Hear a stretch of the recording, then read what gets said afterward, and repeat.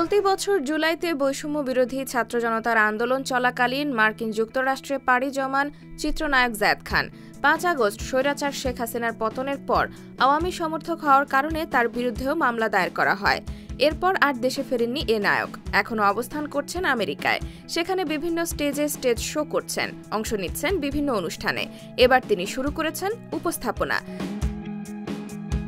New York থেকে প্রকাশিত বাংলা সংবাদপত্র ঠিকানায় উপস্থাপক হিসেবে যোগ দিয়েছেন।